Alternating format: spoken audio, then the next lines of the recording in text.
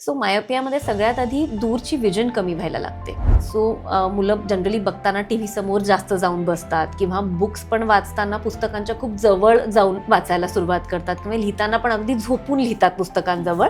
अशा काही गोष्टी होतात. हा जो आजार आहे हा बेसिकली डोळ्यांची समोरून मागची लांबी वाढत गेल्यामुळे झालेला आहे. जसं उंची वाढते एका स्पेसिफिक एजपर्यंत तशी डोळ्यांची लांबी वाढण्याचे पण चान्सेस असतात. माझा मुलगा तर रोजच चष्मा घालतो, फक्त झोपतानाच चष्मा काढतोय. आता 6 महिने झाले तो चष्मा लावतोय, पण त्याचा नंबरच कमी नाही झाला. पण तो होणारच नाहीये.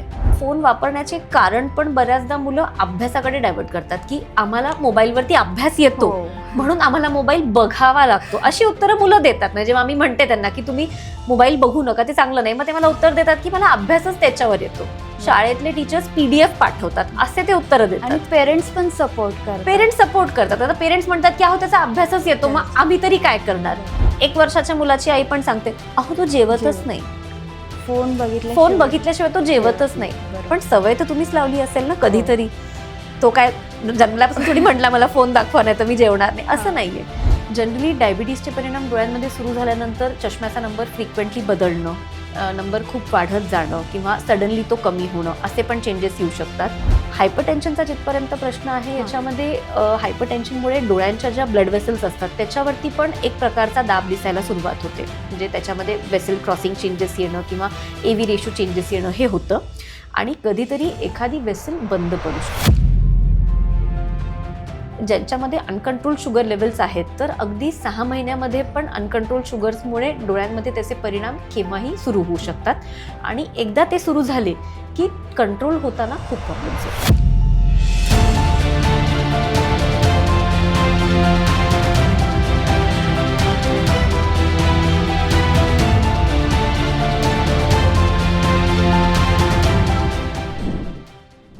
नमस्कार, आज आपल्यासोबत आहेत डॉक्टर मृण्मयी आंबेकर सामग.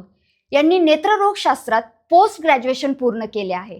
तसेच HV देसाई हॉस्पिटल पुणे येथून कॅटरॅक्ट फेलोशिप आणि नवनीत आय हॉस्पिटल सोलापूर येथून फॅको फेलोशिप त्यांना मिळालेल्या आहेत. गेल्या 9 वर्षापासून त्या आंबेकर आय हॉस्पिटल जालना येथे 65 वर्षापासून चालत आलेल्या परंपरेत 3ऱ्या पिढीतील नेत्रतज्ञ म्हणून कार्यरत आहेत. त्यांचे कौशल्य केवळ क्लिनिकल प्रॅक्टिसमध्येच नाही तर कलिनरी स्किल्स तसेच क्लासिकल आणि वेस्टर्न डान्स या परफॉर्मिंग आर्ट्समध्येही दिसून येते. तर स्वागत करूयात डॉक्टर मृण्मयी आंबेकर यांचं. नमस्कार मॅम. मॅम, माझा पहिला प्रश्न असा असेल की मायोपिया म्हणजे नक्की काय? मायोपिया हा डोळ्यांचा होणारा एक आजार आहे ज्याच्यामध्ये डोळ्यांची समोरून मागची जी लांबी असते, लेंथ असते, ती नॅचरली वाढत जाते, ज्याच्यामुळे चष्म्याचा नंबर लागतो -चा. ओके.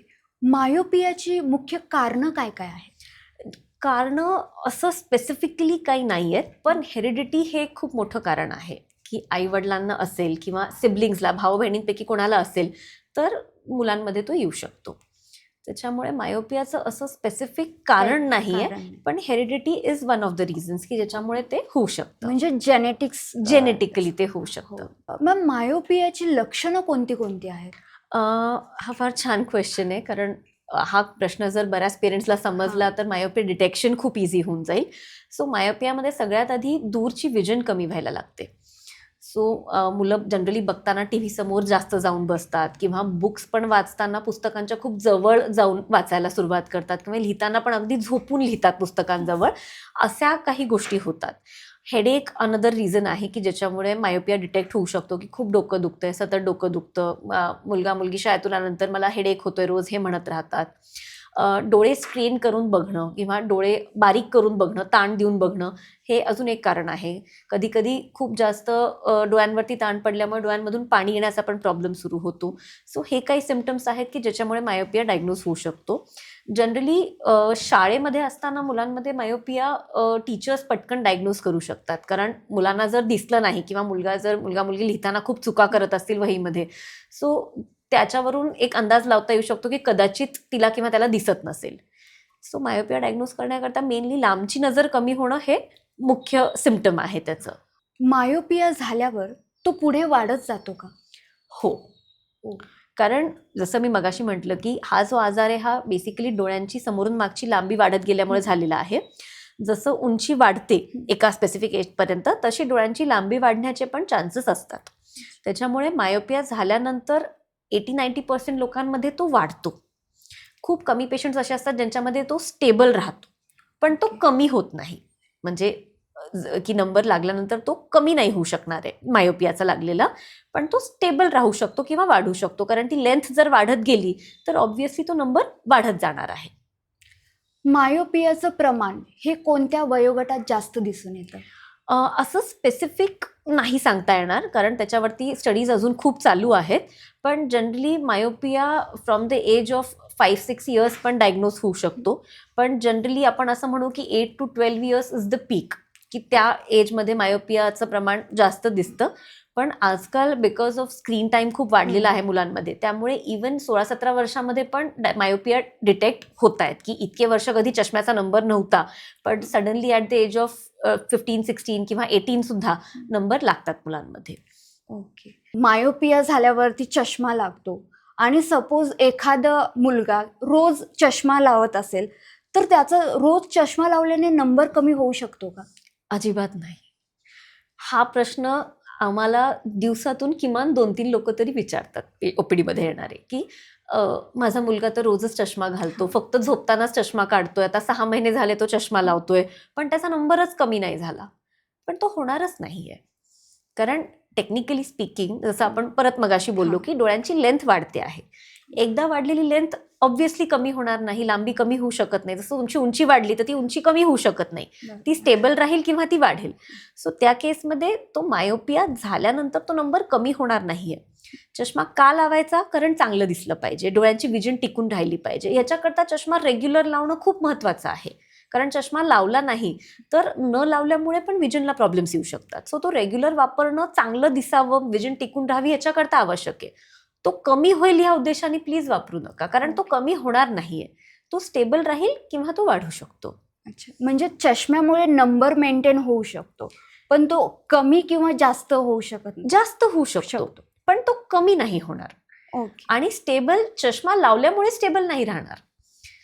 तुमची बॉडी ग्रोथ तशी होतीये की तुमच्या आयबॉलची लेंथ आता वाढत नाहीये फारशी, म्हणून तुमचा नंबर स्टेबल आहे.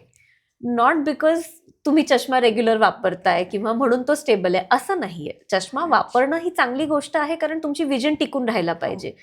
पण तुम्ही चष्मा लावून तो कधी वाढणारच नाही किंवा मी चष्मा लावून तो कमी होऊन जाईल असं अजिबात नाहीये. कारण ती लेंथ वाढते आहे म्हणून तो वाढू शकतो, पण तो चांगलं दिसावा ह्याच्याकरता लावणं पण महत्वाचं आहे. बरोबर मॅम. मॅम, मायोपियाची ट्रीटमेंट कशा पद्धतीने असते? पहिल्यांदा जेव्हा मायोपिया डायग्नोज होतो, सपोज एक 6-7 वर्षाचा मुलगा आहे ज्याला मायोपिया झालाय, सो त्या केसमध्ये फर्स्ट ऑप्शन चष्माच आहे. कारण इतक्या कमी वयामध्ये कॉन्टॅक्ट लेन्स जे दुसरं ऑप्शन असतं ते आपण वापरू शकत नाही, कारण मुलांना त्या वयात ते जमू शकत नाही. सो जनरली 6-7 वर्षाचा किंवा त्याच्यापेक्षा पण कमी वयाच्या मुलांमध्ये आम्ही मायोपियाचे चष्म्याचे नंबर दिलेले आहेत. सो ते नंबर्स रेग्युलरली वापरावे लागतात आणि चष्माच हे एक त्या एजमध्ये ऑप्शन आहे. Contact lenses generally after the age of 14-15 थोडंसं मूल एक संज्ञान ज्याला आपण म्हणतो की आता त्याला समजायला लागलंय, त्याला काळजी घेता येते प्रत्येक गोष्टीची, तो त्या केसेसमध्ये जाऊन मग आपण कॉन्टॅक्ट लेन्सेसचा विचार करू शकतो. सो चष्मा म्हणजे दिसण्याकरता हे 2च ट्रीटमेंट ऑप्शन्स अवेलेबल आहेत. मेडिसिन्सनी हा नंबर जात नाही. म्हणजे काही पालक हे पण विचारतात की आता मग छोटा नंबर आहे, -0.5च आहे, तर मग तुम्ही त्याला सध्या औषधच द्या ना, मग कशाला चष्मा देताय, असं होतं. पण चष्म्याची जेव्हा गरज असते तेव्हा तो द्यावाच लागतो, कारण मेडिसिन्सनी चष्मा कमी होत नसतो, तो जात नसतो टेक्निकली. त्यामुळे लागला असेल तर चष्मा किंवा कॉन्टॅक्ट लेन्सेस हे 2 पर्याय आहेत. आणि लहान वयामध्ये ऑब्व्हियसली चष्मा हा एकच पर्याय आहे, कॉन्टॅक्ट लेन्सेस थोडं मोठं झाल्यानंतर. बरोबर. मग मायोपिया कंट्रोल करण्यासाठी आपण आपल्या दैनंदिन जीवनशैलीमध्ये काय काय बदल करू शकतो? ओके, हा अजून एक खूप छान प्रश्न आहे. कारण ह्या गोष्टीबद्दल आम्हाला रोजच काउन्सिलिंग करावं लागतं. स्पेशली मायोपिक मुलांच्या पेरेंट्सला आम्हाला हे रोजच सांगावं लागतं. याच्यामध्ये वेगवेगळे लाईफस्टाईल मॉडिफिकेशन्स आहेत किंवा जीवनशैलीमधले बदल जे आपण म्हणतो. पहिलं असं आहे की एकतर स्क्रीन डिव्हाइसेस ज्याला म्हणतो, आजकाल मोबाईलचा, कम्प्युटरचा वापर हा सगळ्यांचाच वाढलेला आहे. म्हणजे पार 1ली-2रीतली मुलं पण फोन वापरतात.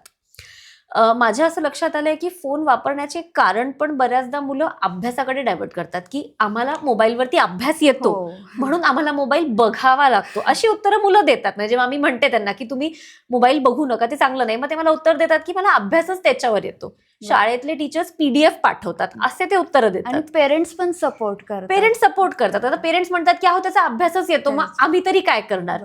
पण माझा बेसिक प्रश्न टीचर्सलाच मग त्या केसमध्ये असा आहे की तुम्ही मुलांना PDF पाठवू नका ना. जसं आपण लहान असताना शाळेमध्ये होतं की होमवर्क हे शाळेमध्ये दिलं जायचं आणि आपण घरी येऊन पुस्तकातनं त्याची उत्तरं शोधून लिहायचो. मग टीचर्स ते चेक करायचे, त्याच्यात काही मिस्टेक्स असतील तर आपल्याला रेक्टिफाय आपण ते करायचो, असा तो प्रोसेस असायचा. आजकाल म्हणजे मी मध्ये क्युरियोसिटीनी की खरंच काय असतं PDF मध्ये, काय देतात, त्याच्याकरता मी लिटरली काही पेरेंट्स कडून म्हटलं मला दाखवा काय असतं PDF मध्ये, म्हणून मी ते लिटरली वाचले. सो त्याच्यामध्ये फक्त प्रश्न आणि त्याची उत्तरं, म्हणजे मुलांनी ते बघायचे आणि कॉपी करून लिहायचे. मग असं कॉपी करून लिहिण्याला काय अर्थ आहे हे मला माहित नाही, बिकॉज त्याच्यामध्ये मुलांना एक तर स्क्रीन टाइम जास्त होतो आहे. ते स्क्रीन बघण्याकरता तुम्ही त्यांना प्रभावित करता की तुम्हाला ते बघावंच लागणार आहे, बिकॉज तुम्हाला ते लिहून काढायचं आहे. आणि नुसतं कॉपी करून बघून लिहिल्यामुळे त्यांच्या डोक्यात काय जाणार आहे? काहीच नाही. कारण की जर तुम्ही उत्तरं त्यांना शोधून लिहायला प्रोत्साहित केलं तर मग ते प्रॉब्ली चांगलं लिहितील, व्यवस्थित शोधून लिहितील, पुस्तक अजून वाचतील, डेप्थमध्ये जातील त्याच्या. फक्त त्यांना कॉपी जर करायचं असेल तर पेरेंट्स सांगतात की तो TV समोर बसतो किंवा कानात हेडफोन घालतो आणि तो लिहितो. कारण त्याला फक्त कॉपी करायचंय, त्याच्या इथे काहीच चाललेलं नाही, ते फक्त इथून इथे टेक्निकल तो लिहितोय फक्त, पण इथे ते जात नाहीये. सो तिथे पण प्रॉब्लेम आहे. सो मेनली स्क्रीन डिव्हायसेसचा वापर हा शाळेंकडूनच कमी होणं अपेक्षित आहे. आजकाल बऱ्याच शाळांमध्ये डिजिटल बोर्ड, स्मार्ट बोर्ड्स पण आलेले आहेत. सो त्याच्यावरती लेक्चर्स होत असतील तर दॅट्स अ डिफरंट थिंग. पण जर डे टू डे बेसिसवर त्याच्यावर लेक्चर्स घेणं पण गरज नसेल तर जसे regular white board, black board होते पूर्वीच्या काळी, त्याच्यावरती घ्या. मुलांना अभ्यास जो काय द्यायचा आहे ते होमवर्क डायरीमध्ये नोट डाऊन करून द्या, म्हणजे मग ते घरी जाऊन त्यांच्या पुस्तकातनं बघून लिहितील. आणि अवांतर काही द्यायचं असेल किंवा स्पेसिफिक काही तुम्हाला एखादा त्यांना वाचायला द्यायचं असेल तर त्याच्या कॉपीज द्या हार्ड कॉपी फॉर्ममध्ये, सो दॅट ते पुस्तकं वाचतील. म्हणजे अशा रीतीने त्यांचा जो स्क्रीनचा वापर की जे ते मुलं म्हणतात की आम्हाला बघावंच लागतं, तो कमी होईल.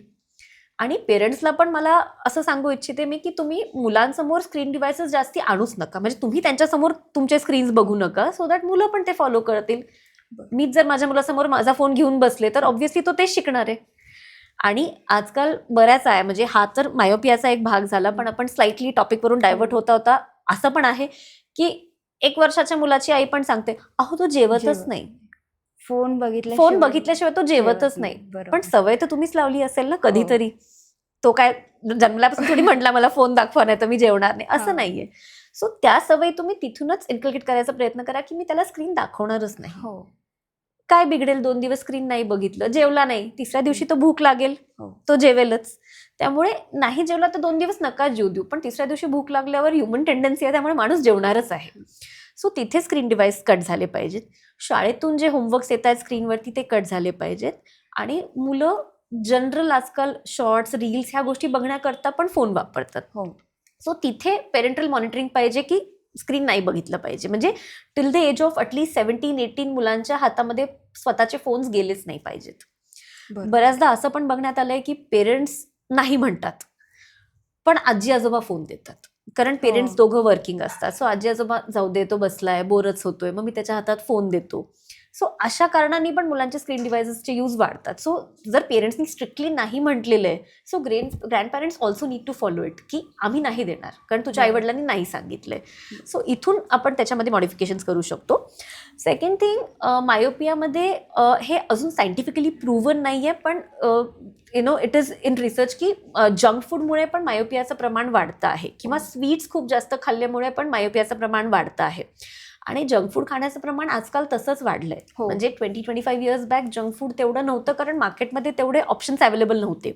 आजकाल जंक फूड सर्रास अवेलेबल होतो. मुलगा पटकन जातो, 10 रुपयाचं चिप्सचं पॅकेट घेऊन येतो आणि भूक लागली की खातो. सो याच्याने होतं काय की त्याचं पोट भरतं, पण ते सगळं जंकच पोटात चाललंय, न्यूट्रिशन त्याच्यामध्ये काही नाहीये. So junk foods are also known to increase myopia to some extent. म्हणजे टेक्निकली एक्झॅक्टली आपण असं नाही म्हणणार की त्याच्यामुळेच, पण known to extended to some extent. So त्याच्यामुळे प्रयत्न असा करायचा की जंक फूड हे अगदी लिमिटेड ठेवायचं. वन्स इन 15 days एक चीट डे द्यायचा मुलांना, की आज तू सगळं जंक खा. कारण ठीक आहे, इट्स ओके, आता मुलं आहेत, त्यांना त्या गोष्टीची इच्छा होणारच आहे, त्यामुळे तुम्ही असं नाही म्हणू शकत की तू कधीच खायचं नाहीस. So once in a while it's okay. महत्वाचं चॉकलेट कन्झम्पशन मुलांमध्ये कमी करणे, कारण मुलं चॉकलेट्स खूप कन्झ्युम करतात. म्हणजे काही मुलं असे बघतात की डेली बेसिसवर पण रोज चॉकलेट पाहिजेच, कारण घरात आणून ठेवलेले असतात. आजकाल चॉकलेट्स म्हणजे गिफ्टिंगमध्ये पण चॉकलेट देण्याचं प्रमाण इतकं वाढलंय की घरामध्ये चॉकलेट हे असतंच जनरली 90% लोकांच्या घरात. खूप कमी पेरेंट्स असे सांगतात की तो चॉकलेट्स खात नाही किंवा जंक फूड खात नाही. सो त्या केसेसमध्ये तुम्ही चॉकलेट्स घरामध्ये आणू नका. पॅकेट फूड जे आहे, मैदा ज्याच्यामध्ये आहे, ब्रेड सारखं, खारी, ह्या गोष्टी तुम्ही घरात सारख्या आणून ठेवूच नका. जर तुम्ही घरात आणून ठेवल्या नाहीत तर मुलं त्याचा फारसा वापर करणार नाहीत. आणि चॉकलेट जरी खायचं असेल तरी डे टू डे बेसिसवर नाही. काही ओकेजन आहे, काही फेस्टिवल आहे, जेव्हा तुम्ही स्वीट घरात बनवलं तेवढ्यापुरतं तुम्ही मुलांना द्या, पण ते कधीतरी, not on daily basis. Third factor याच्यामध्ये आहे आउटडोर प्ले टाईम वाढवणं. त्याचं कारण असं आहे की मुलं जनरली आजकाल दिवसभर बंद खोल्यांमध्ये असतात, एनक्लोज स्पेसेस. क्लासरूम 25-30 फुटांचा आहे. ट्युशन्स खूप वाढल्या आहेत मुलांच्या. म्हणजे पेरेंट्स सांगतात की 4 वाजेपर्यंत तो शाळेतच असतो आणि मग 5 वाजता लगेच ट्युशनला जातो. मग 8 वाजेपर्यंत तर ट्युशनच असते. मग आल्यावर घरचा अभ्यास असतो. सो खेळायला वेळ कधी आहे? म्हणजे पूर्वी जसं 15-20 वर्षापूर्वी आपण खूप खेळायचो, म्हणजे कंपल्सरी 1-1.5 तास तरी असायचाच खेळायला जायचा. आजकाल ते राहिलंच नाही, अजिबात. कारण मुलांना वेळच नाही. बरं, ट्युशन्स नसतील तर काही ना काही एक्स्ट्रा क्लासेसला पेरेंट्स घालतात. ड्रॉइंग झालं, डान्सिंग झालं, सिंगिंग झालं, अशा क्लासेसला. सो बेसिकली एनक्लोज स्पेसेसमध्ये मुलं दिवसभर आहेत. सो डोळ्यांना बघण्याचं लिमिटेशन त्या लेवलपर्यंतच होतंय, ज्याच्यामुळे मायोपिया वाढण्याचा चान्स फास्ट होतो. So at least 1.5 hour 2 hours of outdoor play time is very much required. आणि रोज जेवढं पॉसिबल होईल तेवढं तुम्ही एखादी ट्युशन कमी लावा. 5वीतल्या मुलाला 2 तासाची ट्युशनची गरज नाहीये, पण तरी तुम्ही लावणार. घरी अभ्यास घ्या, कारण त्याचं हेच वय आहे खेळण्याचं. 10वी-12वी नंतर तो असा काही 2-2 तास बाहेर जाऊन खेळणार नाहीये, पण आता त्याचं वय आहे. सो मला असं वाटतं की पेरेंट्सनी ॲटलिस्ट 8वी-9वी पर्यंत तरी मुलांना ट्युशन्स लावू नये, कारण शाळेमध्ये तर शिकवतातच आहेत. काही डाऊट्स असतील तर तुम्ही त्या शाळेतल्या टीचर्सला विचारा किंवा तुम्ही ते वाचून क्लिअर करायचा प्रयत्न करा. पण त्याच्याकरता मुलांना 2-2, 3-3 तासाचे ट्युशन लावणं. माझ्याकडे एक आई आली होती, म्हणजे पहिलीतली मुलगी आहे. तिनं 4 वाजता शाळेतून येते आणि मग तिची 7 वाजेपर्यंत ट्युशन असते. 4:30ला लगेच जावं लागतं. पण मग 4:30 ते 7 त्या मुलीला ट्युशनची गरजच काय आहे, फर्स्ट स्टँडर्डच्या मुलीला? आणि आई एज्युकेटेड होती. सो आई एज्युकेटेड असताना फर्स्ट स्टँडर्डचा तर अभ्यास नक्कीच घेऊ शकते. सो फर्स्ट स्टँडर्डचा अभ्यास जर तुम्ही घेऊ शकता तर तुम्ही मुलांना तिथे का पाठवताय? एवढे 3-3 तास त्यांची एनर्जी तिथे किती ड्रेन होते. आणि मग त्यांना जे आवडतं करायला, की त्यांना खेळायला आवडतं, कारण त्यांचं खेळायचं वय आहे. पहिलीतल्या 6 वर्षाच्या मुलीला खेळायला तर आवडूच शकतं. सो त्यांना तो खेळायला वाव द्या. सो आउटडोर एन्व्हायरमेंटमध्ये ॲटलिस्ट 1-1.5 तास काही ना काही आउटडोर ॲक्टिव्हिटी. इव्हन जे अडल्ट, जसं मी म्हटलं की ॲट द एज ऑफ 17-18 सुद्धा आजकाल मायोपिया खूप कॉमनली दिसतो आहे. सो त्या पण मुलांना आम्ही सजेस्ट करतो की तुम्ही 1 hour आउटडोर ॲक्टिव्हिटी ठेवा, कारण जनरली हे मुलं 11वी-12वीच्या फेजमधले असतात. सो त्यांना वेळ खरंच नसतो. पण ॲटलिस्ट 1 तास संध्याकाळच्या वेळेला टेरेसवरती जाऊन वॉक करणं किंवा आउटडोर जाऊन वॉकिंग, रनिंग असं काहीतरी, सो दॅट कॉन्स्टंट एन्क्लोज स्पेसेसमध्ये राहणं टाळता येतं. फोर्थ इम्पॉर्टंट थिंग 20-20-20 रूल जो आपण म्हणतो, तुम्ही ऐकलंही असेल कदाचित, की after 20 minutes of screen time take a 20 second break आणि त्या 20 second ब्रेकमध्ये तुम्ही ॲट अ 20 feet डिस्टन्स एखाद्या ऑब्जेक्टकडे फोकस करा. आता दर 20 मिनिटांनी ब्रेक घेणं पॉसिबल तसं होत नाही, पण what we suggest is at least after every 40-45 minutes तुम्ही एक 2-3 मिनिटाचा ब्रेक घ्या आणि एखाद्या लांबच्या वस्तूकडे फोकस करा, असंच 1-2 मिनिटांकरता. सो दॅट कॉन्स्टंट जवळ बघितल्यामुळे जे डोळ्यांमध्ये अकोमोडेशनल स्पाझम डेव्हलप होतो किंवा त्याच्यामुळे जो नंबर वाढण्याचा एक चान्स वाढतो, त्याला आपल्याला थोडंसं स्लो डाऊन करण्याचा प्रयत्न करता येऊ शकतो. मी असं म्हणणार नाही की असं केल्याने तुमचा नंबर वाढणारच नाही, पण ती एक शक्यता आहे की ज्यांनी आपण नंबरची वाढ थोडीशी स्लो डाऊन करू शकतो. सो हा एक लाईफस्टाईल मॉडिफिकेशन करता येतं. आणि हे लाईफस्टाईल मॉडिफिकेशन इव्हन ज्यांना मायोपिया पण नाही आहे, बिकॉज स्क्रीन टाईम आजकाल खूप पॉप्युलेशनचा वाढलाय, म्हणजे डॉक्टर्समध्ये कमी असेल पण बाकीच्या लोकांमध्ये खूप आहे, कारण बऱ्याचशा गोष्टी त्याच्यावर, इव्हन टीचर्सचा पण आजकाल स्क्रीन टाईम खूप वाढलाय, कारण त्यांच्या काही अटेंडन्स फील करायच्या असतात किंवा बऱ्याच गोष्टी असतात ज्या त्यांना कराव्या लागतात. सो स्क्रीन टाईम जर असेल तर एक तर तो मोठ्या स्क्रीनवरती करा, लॅपटॉप, टॅब सारखं काही वापरा. फोनचा वापर त्याच्याकरता शक्यतो करू नका. आणि तो बघताना पण 40-45 मिनिट झाले की 5 मिनिटाचा ब्रेक तुम्ही कंपल्सरी घ्या. आणि त्या ब्रेकमध्ये दुसरं स्क्रीन डिव्हाइस बघू नका, म्हणजे मी लॅपटॉपवरून काम सोडलंय आणि मी फोन बघते असं करू नका. So that is another lifestyle modification जे करता येऊ शकतं. सो ह्या काही गोष्टी केल्याने नंबर कंट्रोल राहण्याकरता किंवा त्याचं प्रोग्रेशन स्लो डाऊन होण्याकरता आपल्याला प्रयत्न करता येऊ शकतात. यांनीच पण तुमची हेरिडिटी जर जीन्स तसे असतील तुमचे, सो काही गोष्टी होऊ शकत नाहीत. पण ॲटलिस्ट आपण आपल्याकडून जे एक प्रयत्न करू शकतो तर ते हे आहेत.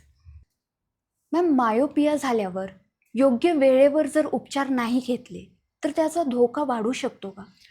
हो, वाढू शकतो. कारण त्याच्यामध्ये एक आम्लायपिया नावाची कंडिशन डेव्हलप होते किंवा लेझी आय कदाचित तुम्ही ऐकलं असेल. हो. सो त्याच्यामध्ये डोळ्यांची विजन कमी होत जाते बिकॉज दिसत नसतं क्लिअरली. सो कॉन्स्टंट जर एका वेळपर्यंत दिसलं नाही डोळ्यांना तर डोळे त्याचा वावर लूज करायला सुरुवात करतात. सो नॉट नेसेसरी की सगळ्यांनीच चष्म्याचा नंबर नाही लावला तर आम्लायपिया होईल किंवा लेझी आय होईल, पण त्याची शक्यता खूप दाट असते.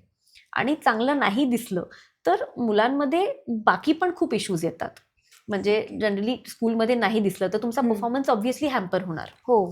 सो तो प्रॉब्लेम तिथूनच सुरू होतो. सो परफॉर्मन्स हॅम्पर झाला की बऱ्याचदा पेरेंट्स अशा पण कंप्लेंट आणतात की तो खूप लिहिण्यामध्ये चुका करतो. सो दिसत नाहीये का हेच कळालेलं नसतं. आणि 7-8 वर्षाच्या मुलाला जर दिसत नसेल तर त्याला कळालंच नसतं की मला दिसत नाही. सो त्याच्यामुळे मायोपिया एन टाइम, जसं मी मगाशी तुम्हाला म्हटलं की टीचर्स किंवा पेरेंट्स ही गोष्ट पटकन डायग्नोज करण्याचा प्रयत्न करू शकतात. की मुलगा जर खूप जवळून टीव्ही बघतोय किंवा डोळे बारीक करून बघतोय असं जर लक्षात आलं तर मग ती गोष्ट इझिली डायग्नोज होऊ शकते. पण जेवढं जास्ती लवकर तो डायग्नोज होईल तेवढं विजन इम्प्रूव्हमेंट करता इन फ्युचर पण चांगलं असतं. म्हणजे ती विजन ॲटलिस्ट मेंटेन राहते किंवा ती चांगली टिकून राहते. ओके मॅम, डायबिटीज आणि डोळे यांच्यामध्ये काही सहसंबंध आहे का? हो, आहे ना. कारण डायबिटीसमुळे डायबिटिक रेटिनोपॅथी म्हणून एक कंडिशन डेव्हलप होते की ज्याच्यामध्ये डोळ्यांचा जो पाठीमागचा पडदा असतो, नेत्रपटल किंवा रेटिना ज्याला आपण म्हणतो, त्याच्यावरती डायबिटीसमुळे परिणाम सुरू होतात. हायपरटेन्शनमध्ये पण ते परिणाम रेटिनावरती दिसण्याची शक्यता असते. त्यामुळे डायबिटीस आणि हायपरटेन्शन म्हणजे बीपी आणि शुगर या दोन्ही आजारांमुळे डोळ्यांवरती त्याचे परिणाम येण्याची शक्यता असते. मॅम, हायपरटेन्शन कंट्रोल करण्यासाठी तुम्ही काय उपाय करता? म्हणजे डोळ्यांमध्ये का इन जनरल विचारायचं नाही, तुम्हाला? डोळ्यांमध्ये. डोळ्यांमध्ये डायबिटीस आणि हायपरटेन्सिव्ह रेटिनोपॅथीचे जे चेंजेस होतात, जे मी टर्मिनॉलॉजी वापरते रेटिनोपॅथी, त्याच्यामध्ये ती कंट्रोल करण्यापेक्षा पण पहिले त्याचा डायग्नोसिस महत्त्वाचा आहे. कारण ते जर डायग्नोस नाही झालं तर ते खूप वाढत जातं. त्यामुळे ते वेळेत डायग्नोस होणं हे सगळ्यात महत्त्वाचं आहे. त्यामुळे कंट्रोलिंगपेक्षा पण त्याचा diagnosis, initial diagnosis is necessary. याच्यामध्ये मी असं सजेस्ट करेन की ज्यांना डायबिटीज डिटेक्ट झालेला आहे इनिशियल फेजेस किंवा हायपरटेन्शन डिटेक्ट झालेलं आहे, हायपरटेन्शनपेक्षा पण डायबिटीसचे परिणाम जास्त पटकन दिसण्याची शक्यता असते. सो तुम्हाला जर डायबिटीज डिटेक्ट झालेला असेल तर तुम्ही डोळ्यांच्या डॉक्टरांकडे पण एकदा जाऊन चेकअप करून घ्या. ऑफ्थॅल्मकडे जाऊन एकदा चेकअप करून घ्या. सो दॅट डोळ्यांवरती डायबिटीसचे परिणाम काही सुरू झालेत का हे बघता येऊ शकतं. जनरली डायबिटीसचे परिणाम डोळ्यांमध्ये सुरू झाल्यानंतर चष्म्याचा नंबर फ्रिक्वेंटली बदलणं, नंबर खूप वाढत जाणं किंवा सडनली तो कमी होणं असे पण चेंजेस येऊ शकतात. विजन कमी होते, दृष्टी कमी होते, हा एक प्रॉब्लेम येतो की कमी दिसायला लागतं शुगर वाढल्यामुळे. आणि हे मी हायपरटेन्शनबद्दल बोलत नाही, हे मी स्पेसिफिक डायबिटीजबद्दल बोलते आहे. कारण हायपरटेन्शनच्या परिणामांवर मी ह्याच्यानंतर येते, सध्या मी डायबिटीजबद्दल बोलते आहे. सो या केसेसमध्ये जर तुमच्या शुगर लेवल्स कंट्रोल्ड असतील तर 1 इयरली फॉलोअप चालू शकतो. पण जर तुमच्या शुगर लेवल्स अनकंट्रोल्ड असतील तर शक्यतो तुम्ही 6 मंथली फॉलोअप घेणं महत्त्वाचं आहे. याच्यामध्ये आम्ही जेव्हा डायग्नोसिस करतो ह्या गोष्टींचा, तेव्हा पहिल्या याच्यामध्ये आम्ही पेशंटची विजन टेस्ट करणार की विजन किती आहे. जर विजन कमी झालेली असेल तर मग चष्म्याच्या नंबरमध्ये काही चेंजेस झालेत का ते पण आम्ही बघणार. ह्याच्या व्यतिरिक्त एक डोळ्याचं इंट्राऑक्युलर प्रेशर म्हणून असतं, म्हणजे जसं आपलं ब्लड प्रेशर असतं तसं डोळ्यांमधलं स्वतःचं प्रेशर असतं. आणि कधीतरी डायबिटीसमध्ये ते प्रेशर वाढण्याची पण शक्यता असते. सो ते काही वाढतंय का ते आपल्याला बघणं महत्त्वाचं आहे. आणि 4th थिंग, रेटिनावरती जे चेंजेस येतात त्याच्याकरता त्याच्या मशीन तपासणी असतात, म्हणजे फंडस एक्झामिनेशन अशी ती तपासणी आहे. सो त्याच्याकरता बेसिक लेवलवरती आजकाल टेक्नॉलॉजी खूप ॲडव्हान्स झालेली आहे. सो काही मशीन्स असे पण अवेलेबल आहेत की ज्याच्यामध्ये औषध टाकून त्या तपासणीची गरज पडत नाही. त्या बेसिक रिपोर्टमध्ये जर काही चेंजेस आम्हाला आढळले तर मग मात्र औषध टाकून त्याच्या मॉन्टाजिंग म्हणून इमेजिंगच्या तपासण्या असतात, ज्याच्यामध्ये फंडसचा म्हणजे पाठीमागच्या पडद्याचा आम्हाला बराच मोठा व्ह्यू मिळतो. सो त्याच्यातून कुठे ते चेंजेस येत आहेत का ते आपल्याला लक्षात येतं. जर चेंजेस येत असतील तर मग त्याला पुढं काय करायचं आहे ते त्याच्यानंतर ठरतं. हायपरटेन्शनचा जिथपर्यंत प्रश्न आहे याच्यामध्ये हायपरटेन्शनमुळे डोळ्यांच्या ज्या ब्लड वेसल्स असतात त्याच्यावरती पण एक प्रकारचा दाब दिसायला सुरुवात होते. म्हणजे त्याच्यामध्ये वेसल क्रॉसिंग चेंजेस येणं किंवा एव्ही रेशो चेंजेस येणं हे होतं. आणि कधीतरी एखादी वेसल बंद पडू शकते. म्हणजे जसं हार्ट अटॅक येतो वेसल बंद पडल्यामुळे, तसं डोळ्यांमध्ये पण वेसलचं ऑक्लुजन होऊ शकतं. आणि तशी एखादी वेसल बंद पडली तर डोळ्यांमध्ये त्याचे प्रॉब्लेम्स येऊ शकतात. सो त्याच्यामुळे हायपरटेन्सिव्ह रेटिनोपॅथी ही तशी अनकॉमन आहे. म्हणजे खूप पेशंट्समध्ये डायबिटीसचे जेवढे परिणाम दिसतात तेवढे हायपरटेन्शनचे जनरली दिसत नाहीत. पण अनकंट्रोल्ड हायपरटेन्शनमध्ये हे प्रॉब्लेम्स केव्हाही येऊ शकतात. सगळ्यात मोठं मिथ याबद्दल काय आहे? मिथ असं नाही म्हणता येणार, पण लोकांना वाटतं की कधी कधी मला काहीच त्रास नाही. म्हणजे हे डायबिटीसपेक्षा पण हायपरटेन्शन बद्दल जास्ती कॉमनली बघण्यात आलंय की लोक मनाने गोळ्या बंद करतात. मला काहीच त्रास नव्हता, मला डॉक्टरांनी उगाच एक गोळी दिली होती, पण मला काहीच त्रास नाही म्हणून मग मी 3 महिने खाल्ली आणि मी बंद केली. पण कधीतरी मग हे प्रॉब्लेम जेव्हा डोळ्यांमध्ये डायग्नोज होतात की जसं मी म्हटलं एखादी वेसल ऑक्लूड होऊन जाते, बंद पडून जाते आणि मग पेशंटला सडनली कमी दिसायला लागतं, कारण ती वेसल बंद झाल्यामुळे तिथे रक्तस्राव होणं, पाठीमागच्या पडद्यात सूज येणं असे त्याचे प्रॉब्लेम्स होतात. सो तसं झाल्यानंतर कधीतरी मग जेव्हा आम्ही पेशंटचं बीपी चेक करतो ऑन टेबल किंवा आम्ही पेशंटला विचारतो की तुम्हाला हायपरटेन्शन होतं का, मग कधीतरी ते हळूच सांगतात हो होती गोळी चालू, पण मग आम्ही ती काही त्रास नव्हता ना म्हणून मी बंद केली. सो असे परिणाम डोळ्यांमध्ये येऊ नये याच्याकरता तुमच्या फिजिशियनला कन्सल्ट करत राहणं महत्त्वाचं आहे. जर तुम्हाला फिजिशियननी डायबिटीस हायपरटेन्शनच्या गोळ्या दिलेल्या असतील तर त्यांनी जशा सांगितल्या तर तशा घेणं महत्त्वाचं आहे. कारण तुम्ही जर त्या मनाने बंद केल्या कारण तुम्हाला काही त्रास नाही तर त्याचे परिणाम डोळ्यांमध्ये पण येऊ शकतात. म्हणजे डोळ्यांपेक्षा पूर्ण शरीरामध्येही कुठे येऊ शकतात, पण डोळे पण त्याच्यामुळे एफेक्ट होऊ शकतात. मॅम, डायबिटीज झाल्यानंतर जीवनशैलीमध्ये काही बदल करायला पाहिजेत का? हो, डेफिनेटली करायला पाहिजेत आणि ते खूप सारे बदल करायला पाहिजेत. हे फक्त डोळ्यांच्याच पॉईंट ऑफ व्ह्यूने नाहीये, पण एक डे टू डे हेल्थच्या हिशोबाने मी सांगते आहे. सगळ्यात महत्त्वाचं आहे की डायबिटीज डायग्नोज झाल्यानंतर तुम्ही तुमच्या पहिले तर फूड हॅबिट्स चेंज करा.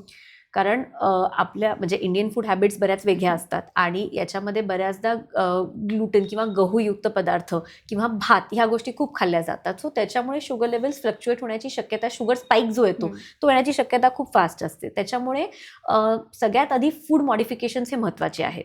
सो जसं 2023मध्ये आपले आदरणीय पंतप्रधानांनी म्हटलं होतं मोदीजींनी की मिलेट इयर आहे. सो त्यांनी पण मिलेट्सला त्या काळात प्रमोट केलं होतं. कारण मिलेट्स हे कधी पण जास्ती हेल्दी आहेत. सो बाजरी, रागी ह्या गोष्टी ज्या आहेत त्या तुमच्या डेली डाएटमध्ये इन्क्लूड करा. म्हणजे पोळी चपातीपेक्षा पण तुम्ही भाकरी प्रेफर करा. भाताचं प्रमाण तुम्ही कमी करा, पण तुमच्या जेवणामध्ये सॅलॅड्स, भाज्या, फायबर्सचं प्रमाण वाढवा, प्रोटीनचं प्रमाण वाढवा. सो दॅट याच्यामुळे शुगर लेवलचा स्पाइक येणार नाही. सगळ्यात महत्त्वाचं आहे चहा किंवा कॉफीमधली साखर बंद करणं. कारण खूप लोकांना चहा प्यायची सवय असते आणि त्याच्यामध्ये दिवसभरातनं 4-5 कप जरी चहा गेला तरी ती शुगर जाते. कारण तुम्ही दरवेळेस बाहेर चहा पिला तर सांगू शकत नाही की मला शुगर फ्री चहा द्या. त्यामुळे ती साखर जाते. सो ते महत्त्वाचं आहे. दुसरी गोष्ट, एक्सरसाइजचा खूप मोठा रोल आहे याच्यामध्ये. म्हणजे लोक वर्कआउट काहीच करत नाहीत, फिरायला सुद्धा जात नाहीत किंवा फिरायला गेले तरी उगीच असं फिरल्यासारखं फिरतात. सो तसं करण्याला पण काही अर्थ नाही. जर तुम्ही रेग्युलरली तुमचं एक्सरसाइज चालू ठेवले तर तुमच्या शुगर लेवल्स तिथपासूनच बॅलन्स व्हायला मदत होऊ शकेल. सो फूड हॅबिट्स आणि एक्सरसाइज ह्या 2 गोष्टींनी शुगर लेवल्स आपल्याला कंट्रोल ठेवता येऊ शकतात. डोळ्यांचा जिथपर्यंत प्रश्न आहे, डायबिटीसचा प्रॉब्लेम डोळ्यांमध्ये जर आला नाही तर शुगर लेवल्स कंट्रोल असताना पण बऱ्याच पेशंट्समध्ये लॉंग टर्म जरी शुगर असेल, ते 15-20 वर्षापासून पण डायबिटीस आहे पण शुगर लेवल्स बऱ्यापैकी कंट्रोल आहेत, तर कधी कधी त्याचे परिणाम दिसण्याची शक्यता कमी असते. पण ज्यांच्यामध्ये अनकंट्रोल शुगर लेवल्स आहेत तर अगदी 6 महिन्यामध्ये पण अनकंट्रोल शुगर्समुळे डोळ्यांमध्ये त्याचे परिणाम केव्हाही सुरू होऊ शकतात. आणि एकदा ते सुरू झाले की कंट्रोल होताना खूप प्रॉब्लेम्स येतात. कारण एकदा जर त्या परिणामांमुळे विजन लॉस व्हायला सुरुवात झाली तर शुगर लेवल्स त्याच्यानंतर जरी तुम्ही कंट्रोलमध्ये आणल्या पण त्या कमी जास्त होत असतील मध्ये मध्ये, सो ते प्रॉब्लेम्स ऑन अँड ऑफ चालू राहू शकतात. मॅम, तुम्ही आता बोललात की एक्सरसाइज पण महत्त्वाची आहे आणि डाएट पण. डाएट आणि एक्सरसाइज दोन्ही पण तेवढाच रोल पे करते का? हो, म्हणजे डाएट आणि एक्सरसाइज या दोन्ही गोष्टींचा तुमच्या बॉडीमध्ये कोणत्याही आजारांवरती तेवढाच कंट्रोल करू शकते. कारण तुम्ही नुसतंच वर्कआउट करताय डेली, अगदी तुम्ही 1 तास जिमला जाता, कार्डिओ करता, वेट लिफ्टिंग करता, सगळं करताय, पण तुम्ही हेल्दी खात नाहीये तर ते तुमच्या बॉडीला दिसून येणार. ते तुमच्या स्किनवरती दिसून येणार, ते तुमच्या शुगर लेवल्सवरती दिसून येणार. म्हणजे तुम्ही जिमला जाऊन येताय आणि जिमच्या बाहेर चायनीजचा गाडा आहे म्हणून तुम्ही ते जाऊन चायनीज खाताय, तर ह्याला पण अर्थ नाही. सो एक्सरसाइज पण महत्वाच्या आहेत आणि तितकंच महत्वाचं हेल्दी Diet. इटिंग पण आहे. पण मला स्वतःला म्हणजे पर्सनली मला असं वाटतं की इटिंग हॅबिट्स जास्त हेल्दी ठेवणं महत्वाचं आहे. म्हणजे वर्कआउट कधीतरी स्किप झालं तरी चालतं, पण eating habits should be clean. कारण तुम्ही जर सारखं गोड खात राहिलात, मैद्याचे पदार्थ खात राहिलात, तर जास्ती प्रॉब्लेम्स दिसून येणार. मग तुम्ही छोले भटुरे खाऊन 1 तास जिममध्ये वर्कआउट करून ते काढणं पॉसिबल होत नाही. सो त्याच्यापेक्षा तुम्ही खाताना हेल्दी खा. अर्धा तास तुमचं वर्कआउट कमी झालं तरी चालतं, कारण डे टू डे बेसिसवरती कधी कधी वर्कआउटला रोज वेळ मिळत नाही. पण फूड तर तुम्ही नक्कीच क्लीन ठेवू शकता, कारण तुम्ही दिवसातनं 3दा खाणार आहात. सो 3दा खाताना तुम्ही तुमचं फूड क्लीन ठेवा. क्लीन इन द सेन्स, जसं मी म्हटलं की फायबर्स इन्क्लूड करा, सलॅड्स जास्ती खा. बऱ्याचदा आपण असं करतो की जेवायला बसलो की भात किंवा पोळी आपण पहिले खाऊन घेतो, सलाड आपण तोंडी लावण्यासारखं खातो. असं केलं की जर सलॅड्स पहिले खाल्ले, म्हणजे एक सलॅड्सनी थोडंसं पोट भरून गेलं किंवा ताकानी पोट भरून गेलं आणि त्याच्यानंतर मग तुम्ही पोळी किंवा भात कन्झ्युम केला, तर तुमचा शुगर स्पाईक कमी होईल. आणि शुगर स्पाईक कमी होण्यापेक्षा पण तुमचं पोळीची किंवा भाताची रिक्वायरमेंट कमी होऊन जाईल, कारण तुमचं बाकीच्या गोष्टींनी पोट भरलेलं आहे. सो तुम्ही ग्लुटेन, कार्ब्स मेनली हे तुमच्या डाएटमध्ये थोडेसे कमी ठेवू शकाल. सलाड्स, प्रोटीन्स हे जास्त येऊ शकतील तुमच्या डाएटमध्ये. So eating healthy is more important, but exercise is also mandatory. Daily नाही झाला तरी जेवढं पॉसिबल होईल ॲटलीस्ट 5 times अ वीक तुम्ही वर्कआउट करायचा प्रयत्न करा, पण इटिंग हॅबिट्स रोजच हेल्दी ठेवायचा प्रयत्न करा. मॅम, आपण आजकाल बघतो की ड्राय आईज याचं प्रमाण खूपच वाढलंय, तर याचं कारण काय आहे, उपचार काय आहेत आणि निदान कसं केलं जातं, याबद्दल थोडंसं सांगा. ओके. ड्राय आय म्हणजे डोळ्यांमधलं पाणी जे तयार नॉर्मली होत असतं ते कमी प्रमाणात तयार होणं आणि त्याच्यामुळे डोळे कोरडे जाणवतात, डोळ्यांना खाज येते किंवा डोळ्यांमध्ये वॉटरिंगची पण कंप्लेंट वाढते. वॉटरिंगचं कारण असं आहे की लोक बऱ्याचदा विचारतात की मला तर डोळ्यांमध्ये ड्रायनेस आहे, मग वॉटरिंग का होतं? त्याचं कारण असं आहे की डोळ्यांमध्ये ड्रायनेसमुळे जे खुपल्यासारखं किंवा टोचल्यासारखं होतं, त्याच्यामुळे डोळे त्या सेन्सेशनमुळे पाणी जास्त गळायला सुरुवात करतात. हे प्रमाण आजकाल खूप वाढलंय, कारण लोकांचा स्क्रीन टाइम खूप वाढलाय. जसं आपण मगाशी पण बोललो की स्क्रीन टाइम सगळ्यांचाच वाढलाय, लहानांपासून मोठ्यांपर्यंत, म्हणजे फार आजी आजोबा पण स्क्रीन बघतात. सो त्याच्यामुळे तो स्क्रीन टाइम वाढल्यामुळे ड्राय आयचा प्रॉब्लेम खूप जास्ती वाढलेला आहे, कारण आपली स्क्रीन बघितल्यानंतर डोळ्यांची जी ब्लिंकिंग ऍक्शन असते ती बरीच कमी होऊन जाते. कॉन्स्टंट त्या ब्लू लाईटच्या संपर्कात राहिल्यामुळे पण डोळे ड्राय पडतात. पोल्युशन अनदर कारण आहे की ज्याच्यामुळे ड्राय आयचा प्रॉब्लेम येऊ शकतो, कारण कॉन्स्टंट डस्टमध्ये असतो, टू व्हीलरवर ट्रॅव्हलिंग असतो, सो त्या एन्व्हायरमेंटमुळे पण प्रॉब्लेम होतो. सो याच्यामध्ये डायग्नोसिस करता त्याच्या काही स्पेसिफिक डायग्नोस्टिक टेस्ट असतात, त्याचे काही वेगळे मशीन्स अवेलेबल असतात की ज्याच्यामध्ये आपल्याला ड्राय आय किती प्रमाणात आहे, म्हणजे माइल्ड, मॉडरेट, सिव्हिअर असं त्याचं कॅटेगरायझेशन करता येतं आणि मग त्याच्याकरता त्यानुसार आपल्याला ट्रीटमेंट ऑप्शन्स देता येतात. ट्रीटमेंटमध्ये जनरली आय ड्रॉप्स असतात, काही ऑइंटमेंट्स असतात, काही ओरल मेडिसिन्स असतात किंवा अदर काही लाईफस्टाईल मॉडिफिकेशन्स किंवा काही थेरपीज असतात ज्याच्याने आपण तो ड्राय आय कंट्रोल करू शकतो. सो ते करता येऊ शकतं. मोतीबिंदू झाल्यानंतर लगेच ऑपरेशन करावं लागतं का ते औषधाने बरं होऊ शकतं? हे पण इथे पण एक थोडंसं मिसकन्सेप्शन आहे. बऱ्याचदा काही ठिकाणी पेशंट्सला घाबरून टाकण्यात येतं की मोतीबिंदू झालाय, उद्या सकाळी ऍडमिट व्हा, नाही तर तुमचा डोळा जाईल.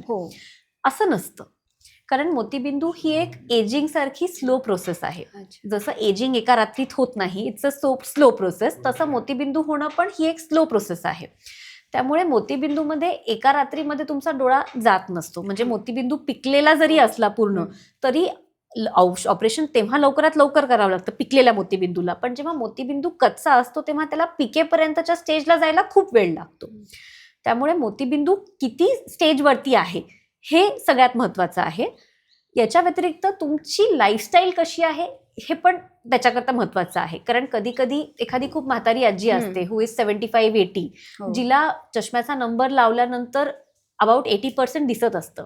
आता अशा आजीला जर तुम्ही सांगितलं की उद्या सकाळी अर्जंट ऑपरेशन करा, तर ती घाबरूनच जाणार, कारण तिची सायकोलॉजी रेडी नाहीये. सो जेव्हा मोतीबिंदू सुरू होतो तेव्हा किती मोतीबिंदू आहे यानुसार काही स्पेसिफिक पिरियड ठरतो की ज्याच्याकरता ऑपरेशन करता थांबता येऊ शकतं. म्हणजे उद्या सकाळी करा नाहीतर डोळा जाईल असं नसतं, पण किती मोतीबिंदू आहे यानुसार ते ठरवावं लागतं आणि पेशंटच्या लाईफस्टाईलवरती ठरवावं लागतं.